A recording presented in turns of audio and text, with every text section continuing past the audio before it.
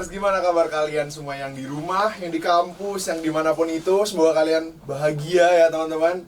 Aku senang banget teman-teman, pada kesempatan kali ini kita bisa bakal ngebahas hal-hal yang seru banget, khususnya di digital marketing, sama yang mungkin kalian penasaran ya, orang yang mau masuk kampus nih, yaitu tugas akhir teman-teman. Oke, di samping aku ini ada narasumber yang sangat luar biasa. Ada Pak Prastio Hartanto, dia adalah salah satu akademisi juga ya Pak di Telkom University Purwokerto, dan juga dia seorang ekspertis di bidang digital marketing gitu. Gimana kabarnya Pak? Sehat? Baik. Alhamdulillah. Sehat banget Pak. Ini pagi-pagi itu emang lagi seger-segernya Pak ya. Oke Pak, mungkin aku mau nanya beberapa hal dulu ya Pak ya, khususnya di era sekarang nih Pak. Banyak orang yang menggebu-gebukan tentang digital marketing nih Pak. Kira-kira pandangan Bapak ini gimana Pak tentang digital marketing itu? Berarti kita mulai dari digital marketing. Boleh. Sebenarnya kalau misalnya kita mau bahas digital marketing, itu harus kita pahami dulu sebenarnya apa sih marketing dulu. Jadi sebelum ke digital marketing, ke marketing dulu. Sebenarnya kan kayak kita hanya menambahkan sebuah konotasi kata digital di belakangnya ya. Walaupun itu maknanya luas nantinya gitu kan. Orang mungkin mikir oh kalau digital marketing ya dulunya proses pemasarannya dari dari offline atau konvensional ke digital. Nah, cuma kadang orang tuh belum tahu dulu apa sih sebenarnya definisi dari marketing itu sendiri gitu. Banyak orang salah nangkep mikirnya marketing berarti jualan. Padahal marketing tuh nggak jualan, bukan hanya sebatas jualan. Jualan tuh hanya apa ya? Sales tuh hanya dampak dari marketing. Jadi sebenarnya kalau misalnya aktivitas marketingnya berjalan dengan baik, bahkan katanya sales itu nggak perlu ada. Jadi maksudnya orang udah bakal nyari produk kita sendiri gitu. Nah, makanya penting untuk kita paham dulu sebenarnya apa itu sih marketingnya. Nah, orang tuh kadang mikirnya oh marketing adalah sales. Nah, terus ditambah lagi di dunia kerja juga gitu. Jadi orang kadang nulis lowongannya sebagai marketing, tapi pas kerja sebagai sales. Nah itu kan jadi orang persepsi orang tuh oh marketing itu adalah jualan, sales itu, padahal sales itu hanya bagian dari marketing. Nah marketing itu kan kalau misalnya didefinisikan secara sederhana tuh ya intinya aktivitas yang dilakukan oleh perusahaan itu kan untuk memberikan nilai kepada pelanggannya. Nah nilai itu apa maksudnya, value itu apa maksudnya gitu kan. Nah nilai itu bisa diukur dari produk atau jasa yang kita ciptakan. Penting untuk seorang marketer itu bisa memahami sebenarnya apa sih yang dibutuhin sama si pelanggan itu, atau apa yang diinginkan oleh pelanggan itu, atau produk atau jasa apa yang bisa diciptakan yang akhirnya bisa menyelesaikan permasalahan si pelanggan itu. Nah yang dimaksud nilai itu di situ. Jadi kita ngasih value itu, ngasih nilai itu. Nah nantinya kalau misalnya kita udah bisa memberikan nilai itu, nantinya pelanggan harapannya akan memberikan return ke kita. Nah, bicara digital marketing berarti kan sama aja, sudah aktivitas yang dilakukan tapi dalam sisi perspektif digitalisasinya dalam gitu. bentuk digital gitu ya. Jadi intinya digital marketing ya itu aktivitas pemasaran, aktivitasnya apa gitu. Ya itu tadi ada memperkenalkan produk, ada kita mempromosikan produknya, terus kita juga misalnya bikin ya intinya marketing mix itu ya, dari ada yang 4P, 7P itu kan tergantung dari produknya mau jasa atau barang gitu kan. Tapi dialihkan dalam bentuk digital gitu. Berarti itu antara marketing sama sales ya. Tadi itu memang ada irisan kecil ya Pak, yang kadang orang itu salah kaprah ya Pak. Sebenarnya kan sales tuh di salah satu marketing misalkan yang product promotion itu kan untuk turunan dari promotion. Berarti kan itu hanya bagian kecil dari si marketing. Iya betul. Berarti secara garis besar kalau marketing itu adalah caranya ya untuk aktivitas yang dilakukan sales ya. Oke. Berarti kalau digital marketing ya dalam bentuk digital seperti itu ya Pak ya. Oke, berarti memang kalau di dunia sekarang nih Pak yang notabene-nya udah masuk ke era digital 3.0 dan segala macam. Menurut Bapak seberapa penting sih setiap orang ataupun buat teman-teman yang mau masuk bisnis digital nih, mau jadi pengusaha nih, seberapa penting sih digital marketing tuh berefek kepada kita gitu loh Pak? Kalau misalnya penting udah pasti penting ya, karena kan adaptasi itu harus ya, adaptasi teknologi itu harus. Nah, cuma kalau misalnya kita berpikir atau bertanya lagi sih sebenarnya digital marketing itu kapan dilakukan, terus apakah digital marketing konvensional itu masih oke digunakan juga dan sebagainya, ya jelas keduanya oke gitu. Kalau saya ditanya seberapa penting karena apa? Digital marketing itu punya karakteristik sendiri. Jadi kayak gini, kayak misalnya kalau dulu kita pasang iklan di billboard di pinggir jalan gitu. Apakah semua orang melihat? Iya, mungkin semua orang melihat oh itu iklan gitu. Oh ya oke gitu. Tapi kalau ditanya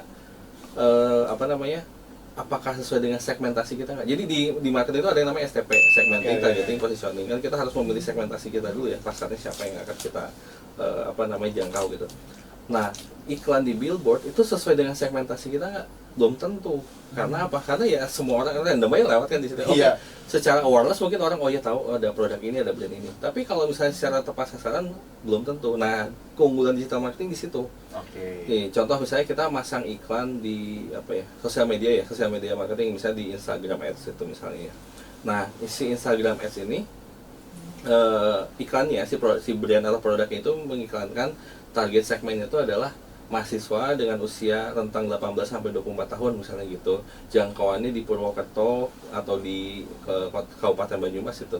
Nah, keunggulannya si digital marketing itu di situ. Dia bisa menyasar sesuai dengan segmentasi yang kita inginkan. Jadi iklannya lebih efektif.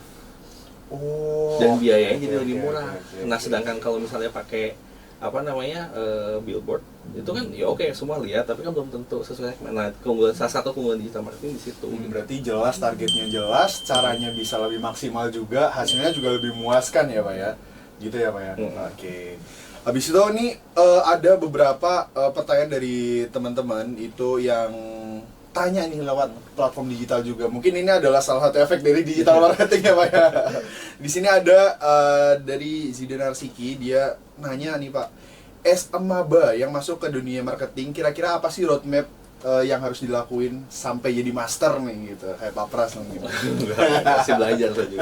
Sebenarnya kalau untuk maba yang mau masuk gitu ke Jawa Tengah, nggak ada hal apapun yang harus dipersiapkan selain kemauan untuk belajar, terus adaptasi, sama mau menyiapkan informasi yang sesuai gitu. Nah, kalau misalnya pertanyaannya kalau pengen, bukan master lah ya, kita katakan sukses lah ya di bidang marketing gitu ya. Kalau misalnya dia pengen sukses ya tadi satu kunci ya, karena marketing kan sangat erat dengan ilmu sosial ya, maksudnya perubahan di masyarakat tuh bakal merubah landscape marketing itu sendiri. Dinamis berarti ya Pak ya, dinamis. Contoh kayak misalnya dulu zaman pandemi gitu, pandemi COVID-19 gitu kan, itu sebenarnya digitalisasi udah ada. Nah, tapi digitalisasinya belum terlalu cepat. Dikasih COVID, boom, semua nggak boleh keluar rumah, semua harus di dalam rumah, terisolasi. Iya. Nah, itu akhirnya apa? Akselerasi digital itu semakin tinggi. Langsung tiba-tiba adaptasi digital, semua e-commerce tiba-tiba melonjak. Terus kan ada ya banyak perusahaan-perusahaan yang sebelumnya kita nggak tahu kayak Zoom dan sebagainya, kita akhirnya banyak. Semua akhirnya terdigitalisasi. Nah, kalau misalnya kita sebagai seorang marketer gitu ya, kita nggak bisa beradaptasi dengan kondisi-kondisi atau keadaan-keadaan yang super cepat seperti itu, pasti kita nggak akan bisa berhasil. Jadi intinya kalau misalnya jadi seorang marketer, kita tuh harus bisa pintar-pintar membaca fenomena yang terjadi di masyarakat. Karena fenomena bisa beda-beda ya, maksudnya di satu negara A dengan negara B itu bisa beda. Nah, fenomena yang terjadi di masyarakat seperti apa, kita bisa beradaptasi dengan itu gitu. Berarti memang harus ada jiwa adaptability yang sangat tinggi ya Pak ya, karena memang mungkin di digital marketing sendiri salah satu kunci adalah peka ke keadaan sekitar ya Pak. Jadi kalau kurang peka susah gitu. Iya. Kadang kalau nggak peka di mana gitu. Oke Pak, itu berarti memang salah satu kunci ya teman-teman buat digital marketing sendiri. Jadi memang harus ada kepekaan ke kondisi sekitar teman-teman. Apalagi yang tadi dijelasin sama Pak Pras tuh, ketika ada COVID-19 yang mana tadinya banyak offline terus tiba-tiba jelek jadi online semua, maka kita harus bisa adaptasi sih biar kita bisa jadi marketing yang bagus ya Pak ya. Terdisrupsi, apalagi kan sekarang kalau misalnya kita bicara marketing itu kan sebenarnya udah sampai di 6.0. 6.0 tuh ini bocoran aja ya. Rencananya 7.0 tuh awal tahun depan ke luar. Kalau yang 7.0 tuh bicara tentang neuron marketing, tentang saraf. Saya juga belum tahu ya, bukunya belum ada, jadi bagaimana hubungan neuron, saraf sama marketing itu seperti apa. Cuma kalau yang sekarang yang 6.0 itu kan udah bicara imersivitas di pengalaman yang imersif. Makanya lahir augmented reality, virtual reality, terus live streaming, sales dan sebagainya. Nah, kalau misalnya tadi, kalau kita nggak bisa beradaptasi dengan teknologi, penyerapan penggunaan teknologi, pasti selesai gitu. Karena fenomenanya dilihat itu rata-rata ya, saya lupa data detailnya berapa, cuman yang dipublikasi sama APCI itu, dia nyebutin bahwa sekarang tuh orang lebih banyak berbelanja via e-commerce, marketplace itu. Nah, orang tuh udah mulai kurang tertarik berbelanja langsung offline ke toko. karena ada kemudahan e-commerce. Cuman yang jadi tantangan ya kadang barang yang dibeli itu nggak sesuai dengan apa yang ada di fotonya. Nah akhirnya lahirlah augmented reality tadi. Jadi kita bisa mencoba barang tanda kutip secara digital, tapi secara digital tapi seolah ada di tampilan nyata gitu. Kayak misalnya contohnya nyebut brand nggak apa-apa ya, misalnya IKEA gitu ya, ada IKEA juga dia punya. IKEA kayak kita mau beli sebuah meja, tapi mejanya tuh virtual, tapi bisa kita tempatkan simpan di mana. Oh berarti kayak 3D gitu ya Pak? Iya. Keren banget tuh. Nah terus kalau di beberapa marketplace tuh banyak yang produk kecantikan. Jadi misalnya kalau yang cewek-cewek mau beli lipstick gitu, nah si lipsticknya tuh kita belum tahu nih cocok yang mana warnanya, kita bisa coba dulu dilihat dari handphone tuh, kamera beauty cam gitu, jadi kayak filter gitu. Berarti udah maju banget ya. Iya, nah itu tuh tujuannya apa? Agar memberikan pengalaman yang imersif, jadi pengalaman yang mendalam bagi pelanggan. Terus ditambah lagi ada fitur live streaming, misalnya kan akhirnya bercerita tentang memberikan kita fasilitas untuk berkomunikasi langsung sama si penjualnya atau live streamernya.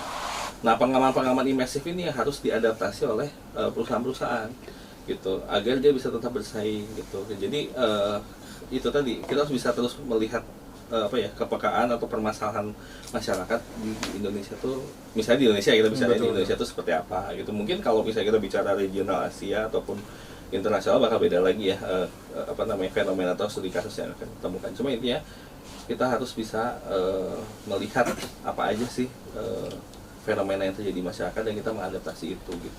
Berarti juga digital marketing memang sangat berpacu ya Pak, sama keadaan ya teman-teman ya. Jadi kalau dulu kan awalnya mungkin kita bikin digital marketing ya tadi bikin konten, konten, yang penting digital, ngiklan. Iya, ngiklan digital terus bikin konten terus ya tadi.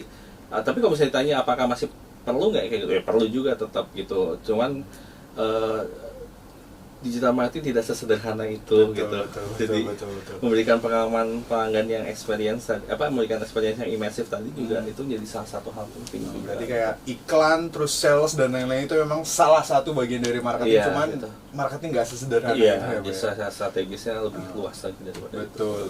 Gitu ya teman-teman. Terus juga sangat luar biasa tadi teman-teman dapat bocoran 7.0. Itu kapan lagi kita dapat hal-hal kayak gitu teman-teman. Memang agak susah didapatkan, cuman kita bisa dapat dari Pak Pras gitu teman-teman ya. Habis itu ini ada satu yang mungkin permasalahan dari Gen Z sendiri yang kadang kalau lagi scroll nih Pak, terus wah iklan skip ya gitu. Di sini ada satu pertanyaan dari teman-teman kita juga, teman-teman Bisdik. Tips biar konten marketing itu nggak kelihatan ngiklan banget kata Pak. Biar nggak kelihatan jualan banget gitu Pak. Kira-kira dari Bapak insight-nya gimana nih? Jadi kadang kita tuh ya benar terlalu fokus mempromosikan produk kita. Ya emang ya namanya kita kan orang lagi berupaya ya untuk mempengaruhi orang agar mau mengkonsumsi produk atau jasa yang kita ciptakan. Cuma kadang mereka terlupa bahwa manusia tuh punya interest terhadap suatu konten tuh itu yang menentukan tuh di 3-5 detik pertama. Hooknya berarti? Iya. Hooknya, oke. Jadi kalau misalnya di 3-5 detik pertama itu gak menarik, cenderung orang akan langsung nge-scroll. Nah sebenarnya ada tekniknya ya, ini secara garis besar aja ya, saya terangin kata kalau detail ya kuliah nanti kata daging lagi nih teman-teman. Jadi misalnya, kapan lagi tuh? Kalau secara garis besar yang harus pertama dilakukan di 3-5 detik pertama tuh nyari interestnya dulu. Caranya gimana? Jangan memulai dengan suatu hal yang sifatnya menjual, tapi bikin orang itu jadi curious, penasaran. Contoh, mulai dengan kalimat pertanyaan, atau kita bisa memberikan satu fakta tertentu yang menarik, akhirnya orang jadi cenderung mau melanjutkan nonton itu. Pernah nggak lihat kayak sebuah konten itu ya, kayak misalnya konten apa sih, terus dia ngasih tahu dulu pertanyaan, terus dia ngasih pemahaman, pas di akhirnya dia bilang, nah kalau kamu mau menyelesaikan permasalahan itu pakailah produk ini gitu. At least kita udah nonton lama, terus kita udah nge-slide juga kalau saya foto kan, akhirnya bisa menaik orang. Tapi kalau misalnya dari awal kita langsung bikin konten yang jualan gitu, walaupun misalnya kontennya dibungkus dengan hal-hal yang menarik ya, misalnya dengan sound kekinian gitu ya kan, suka ada soundnya dan sebagainya, tetap aja ketika langsung jualan, langsung mempromosikan barangnya itu nggak akan menarik buat orang. Tapi coba kita memberikan solusi memberikan pertanyaan dulu atau memberikan sebuah permasalahan, terus kita kasih solusinya itu apa, baru kita menawarkan produk kita tuh bisa memberikan solusi itu gitu. Misalnya kalau orang kayak jualan obat itu, kalau langsung ngomong ini obat ini manjur buat ini, orang nggak akan tertarik pasti di-scroll. Tapi kalau misalnya dimulai dari, pernah nggak kamu ngerasain kayak gini? Oh iya. Terus gejalanya seperti ini. Ini tuh sebenarnya penyakit ini loh. Jadi diedukasi masyarakat tuh. Yang penting tuh konsumen tuh diedukasi. apa? Kalau orang kita jualan, orang tuh nggak akan tertarik, weh. Tapi kalau kita mengedukasi dia, orang jadi tertarik. Oh, jadi orang udah teredukasi. Nah, itu yang tadi saya bilang, kalau orang marketingnya benar, si konsumen ini bisa teredukasi sama si marketernya, sales itu tenang aja, pasti bakal ngikutin sendiri. Pasti dapet ya, Pak, ya? Karena apa? Si konsumen itu teredukasi. Oh, emang penting nih mengkonsumsi produk ini. Tujuannya untuk ini gitu. Jadi kalau salahnya tuh orang kadang langsung agresif, dia jualan promosi gitu. Harusnya jangan, diedukasi itu konsumen itu. Ketika konsumen udah diedukasi, dia akan paham, oh berarti emang penting mengkonsumsi produk ini. Ya udah, dia akan dengan sendirinya membeli. Berarti kita mulai dulu dari buat mereka penasaran nih sama produk kita dengan pertanyaan yang ada. Mungkin bisa pakai 5W1H ataupun apa ya teman-teman. Kalau misalnya teman-teman punya produk terus pengen ngiklanin, coba teman-teman namanya buat apa sih, building something new gitu loh ya teman-teman. Building suatu pertanyaan ataupun apa yang mungkin bisa jadi edukasi tersendiri buat setelah dikasih pertanyaan, diedukasi lah. Setelah diedukasi baru kita menawarkan produk kita, bahwa produk kita itu adalah salah satu dari solusi yang kita tawarkan, itu diedukasi itu. Gitu teman-teman ya teman-teman. Jadi seperti itu kurang lebih buat pertanyaan dari yang tadi, biar nggak kelihatan jualan banget, kita tuh harus kayak gimana? Kita harus ya soft selling lah bahasanya apa ya. Soft selling, kita pakai pertanyaan, pakai something yang bikin eye catching ataupun something yang bikin kita penasaran, itu mungkin bisa terkesan. Terus durasi jangan lupa, jangan kelamaan. Oh, jangan kelamaan. Iya. Berarti 5 detik pertama ya, Pak ya? Itu goldennya di situ. Oke. Terus ada ini Pak, yang something yang menurut aku tuh terkadang jadi problem sendiri buat teman-teman yang baru terjun nih ke dunia marketing, yaitu mungkin sudah umum ya Pak masalahnya itu, yaitu tentang konsistensi gitu loh Pak. Kira-kira kalau dari pandangan Bapak sendiri itu ada insight nggak sih buat teman-teman yang pengen konsisten gitu? Apa mereka harus nemuin apa dulu nih biar konsisten gitu? Konsisten gimana maksudnya? Dalam dunia marketing, misal mereka baru pertama kali terjun, terus mungkin di tengah jalan, oh nggak ada yang beli nih segala macam kayak gitu. Ya itu tadi kan, kalau misalnya langsung fokusnya ke jualan pasti gitu perasaannya. Pas misalnya ada penolakan atau misalnya nggak sesuai dengan ekspektasi kita, terus akhirnya merasa wah kita gagal, udahlah nggak usah dilanjutin dan sebagainya, nyerah aja gitu. Sebenarnya tadi karena mungkin bukan produk yang gagal, mungkin bukan jasanya yang gagal gitu ya, barang atau jasa yang gagal, mungkin juga bukan orangnya yang gagal, tapi mungkin cara dia memasarkannya yang salah. Salahnya seperti apa ya tadi, mungkin dia terlalu agresif, fokusnya hanya berjualan, bukan fokusnya mengedukasi konsumennya agar konsumen itu mau menggunakan produk tersebut. Jadi kalau saran saya, kalau misalnya pas menemui perasaan atau hal-hal seperti itu, evaluasi aja apakah aktivitas marketingnya itu udah sesuai atau udah benar atau belum. Dirunut dari segmentasinya udah sesuai belum, targetingnya gimana, positioning kita memposisikan produk kita di benak pelanggan itu seperti apa, udah sesuai atau belum. Kalau misalnya udah sesuai semua sih harusnya ya nggak ada kesulitan di situ gitu. Oke, I see. Berarti memang harus evaluasi lagi lah gitu ya Pak ya. Jadi setiap aktivitas tuh ya evaluasi lagi aja. Oke, terus ini Pak, ada satu fenomena yang menurut aku seru ya Pak ya. Jadi kan yang namanya marketing pasti berkembang tuh dari 1.0, 2.0, 3.0 dan segala macam. Apakah itu berhubungan sama perkembangan masyarakat yang kita kenal biasa kan, gen milenial, gen Gen Z, gen Alpha, gen Beta segala macam, nanti masuk ke gen-gen selanjutnya. Itu kan pasti punya cara marketing yang berbeda ya Pak ya. Nah, itu seberapa penting sih Pak kita mengetahui customer needs kita itu? Pandangan Bapak gimana? Penting lah. Penting itu kalau misalnya di bukunya Kotler itu kan langkah pertama yang harus dilakukan tuh kita harus tahu customer needs-nya. Selain customer needs, terus kan tadi ngomongin gen ya, ada milenial, terus Gen Z, Alpha, Beta, dan mungkin seterusnya dia ada lagi. Itu mereka kan kadang cenderung punya karakteristik yang berbeda-beda. Ada yang gennya kayak saya gitu ya,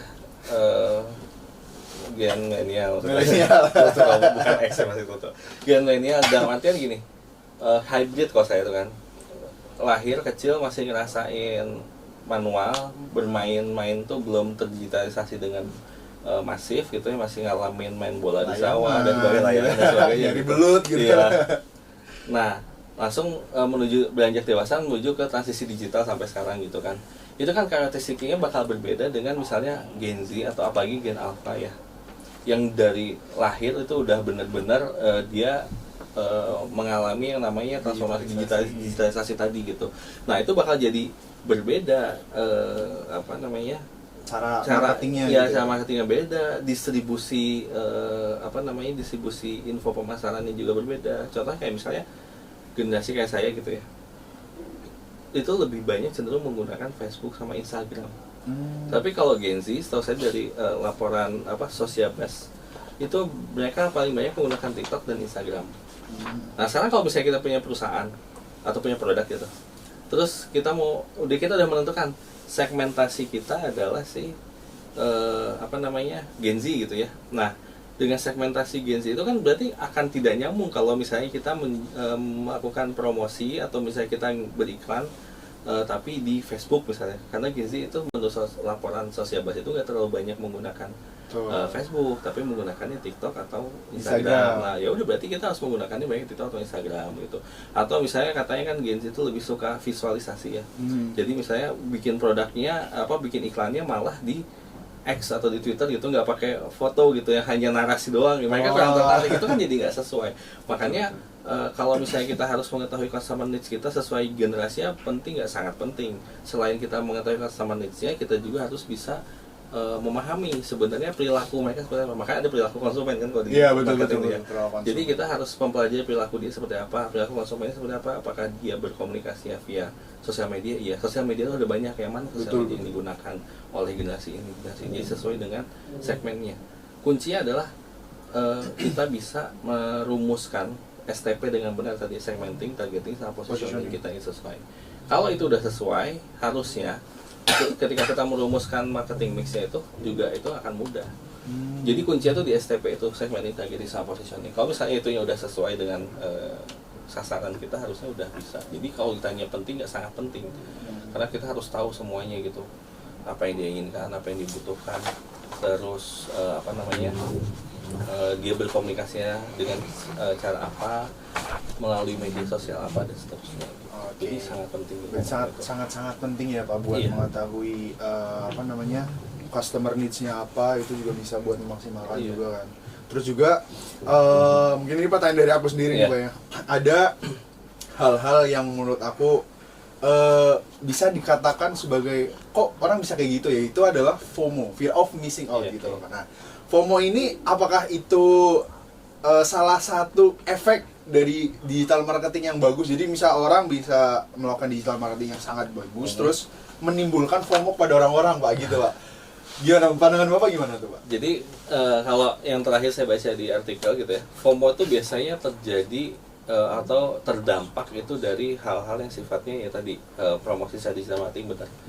Jadi kadang karena udah sekarang era sosial media ya, informasi itu sangat mudah didapatkan, terus kita banjir informasi lah gitu ya, atau bahasa kerennya TMI kan ya, too much information. Nah akhirnya ada perilaku yang kecenderungannya itu dia akhirnya suka membanding-bandingkan diri dia sama orang lain. Jadi kayak misalnya dia membanding, kok dia kayak gini, kerennya gini kan. Akhirnya apa? Orang akhirnya akan cenderung mengikuti gaya hidup orang lain. Betul. Nah akhirnya tadi terjadilah FOMO itu, ketika lihat orang ini, oh iya keren, dia takut momennya hilangan ya, lagi trennya kayak gini, terus akhirnya dia secara impulsif buying, dia akhirnya ikut-ikutan beli, terus akhirnya yaudah FOMO aja kayak gitu kan. Itu apakah kau pertanyaan pengaruh dari digital marketing? Pasti ya, iya. Jadi karena informasi yang terlalu mudah, terus tadi ada operasi digital marketing yang efektif dan menarik, akhirnya bisa jadi membuat sebuah fenomena atau tren yang akhirnya orang jadi pada FOMO untuk melakukan itu gitu. Tapi kalau misalnya FOMO itu salah atau enggak, bisa pertanyaannya. Iya boleh. Sebenarnya tergantung sih ya. Kalau misalnya perspektif sendiri kan. Kalau misalnya dia tidak memaksakan, ya nggak salah. Dia mampu FOMO ikut-ikutan terus, ya nggak masalah. Tapi kalau misalnya dia nggak mampu tapi memaksakan gitu ya untuk mengikuti tren itu ketika FOMO, ya itu jadi masalah. Kalau FOMO-nya something good juga tetap aja good ya Pak. Emang kadang FOMO seperti pedang bermata dua ya. Kalau memang FOMO-nya ikut-ikutan yang something bad ya jadinya bad.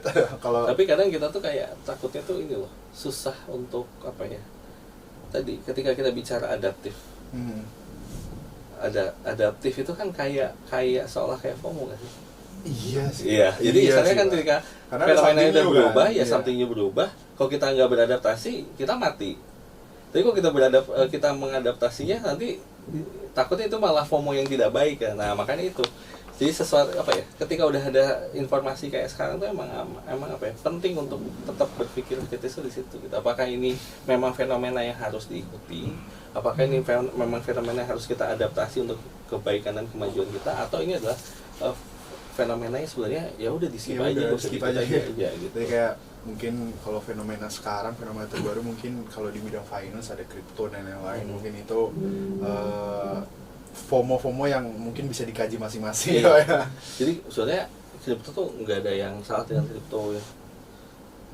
Yang salah tuh apa coba? Kenapa tuh? Yang salah tuh itu FOMO tadi, orang nggak belajar Ah iya. secara fundamental, secara teknikal semuanya, tapi ikut-ikut masuk. Nah akhirnya Ikut sinyal. iya, segala dia macam. nggak paham apa yang dia transaksikan, dia nggak paham apa yang dia trading kan, dia nggak paham kalau misalnya bicara investasi, dia nggak paham apa yang dia investasikan. Akhirnya ketika terjadi sesuatu, nanti akhirnya nyalahinnya si tradingnya itu sendiri, atau nyalahin si kriptonya itu sendiri gitu. Padahal dianya yang FOMO tadi nggak paham. Tapi apakah FOMO ke kripto itu bagus? Kalau dia belajar bagus. Banyak orang-orang yang berhasil dari situ gitu kan, dia bisa apa ya, ekonominya tiba-tiba melonjak dari kripto. Membaik lah Iya, ya. membaik gitu kan. Jadi seperti itu. Jadi buat FOMO sendiri itu adalah salah satu efek dari digital marketing, orang yang sudah expert mungkin ya Pak ya, karena dia bisa menggiring opini orang lain juga. Karena aku belajar di dasar digital marketing itu dari Bu Silvi Pak, itu ada 4 faktor lah ya yang mempengaruhi marketing itu sendiri. Itu benar-benar luar biasa lah. Jadi kalau teman-teman mau belajar gitu, bisa masuk di digital teman-teman. Iya, gitu. Jadi gitu teman-teman ya. Jadi FOMO itu bisa baik, bisa buruk, tergantung gimana cara kita menyikapinya, gimana cara kita belajar dari hal tersebut. Kalau kita udah mengkaji nih teman-teman tentang hal yang kita FOMO-kan, mungkin bisa jadi hal yang bagus ya Pak ya, gitu. Oke Pak. Karena gini, menurut saya kualitas manusia tuh dilihat dari keputusan yang diambil, Pak. Jadi kalau misalnya kualitas manusia itu bagus, pasti keputusannya bagus. Nah ini ada fenomena nih, FOMO. Nah kalau manusia itu bagus, dia bakal ngambil keputusan apakah dia akan ikut FOMO atau dia enggak gitu. Jadi keputusan nilai manusia apa ya, kualitas manusia sih menurut saya bisa dilihat dari keputusan yang diambil. Keputusan Iya. ngambilnya. Ngambil keputusan. Nah, akhirnya kalau saya keputusan yang baik yang gimana ya, yang sesuai dengan kebutuhannya dia. Makanya penting tadi kata saya berpikir kritis tadi, dia Kritis, mempertanyakan betul. penting nggak saya ikut dengan tren ini, apa pentingnya itu bisa menambah value diri dia atau bisnisnya dia, ya go ahead. Tapi kalau enggak, Kenapa ya skip enggak? aja, misalnya kan gitu. Jadi ya soalnya intinya baik lagi ke manusianya sih, karena kita nggak bisa menyalahkan pihak luar ya, nggak bisa nyalahin ini influencer ngapain sih bikin konten gini ya, emang kerjaannya kayak gitu kan. Emang kerja kayak gitu ya. Apalagi menurutku ya Pak ya, kayak influencer apalagi di bidang media sosial teman-teman, itu benar-benar kalau kita belajar dengan baik itu benar-benar mungkin bisa menghasilkan bahkan lebih dari Pasti. marketing itu sendiri Iya, ya mungkin ya. Kalau kata Dr. Tirta tuh, orang yang udah gede di sosial media itu bisa menjadi ideologis katanya Pak. Iya. Dia bisa menggiring opini orang dengan sangat baik lah, seperti itu ya. Oke Pak Pras, selain ahli nih di bidang digital marketing nih Pak, Bapak juga salah satu dosen yang mengampu tugas akhir. Nah, ini mungkin saya sebagai mahasiswa baru juga penasaran sebenarnya Pak ya. Kalau menurut Bapak sendiri tugas akhir tuh apa sih buat mahasiswa itu sendiri? Ya, jadi kebetulan di semester ini sampai setahun ke depan lah ya, sampai angkatan 22 tuh selain jadi pengampu di beberapa mata kuliah, saya juga dikasih tanggung jawab untuk jadi koordinator di tugas akhir. Nah, tadi apa pertanyaannya? Tugas akhir itu apa gitu? Ya, tugas akhir tuh apa sih menurut Bapak sendiri nih? Jadi Buat saya mahasiswa. tugas akhir itu kan penelitian yang dilakukan ya, terus dibikin laporan dalam bentuk tugas akhir tadi itu ya, buku itu kayak seperti buku gitu.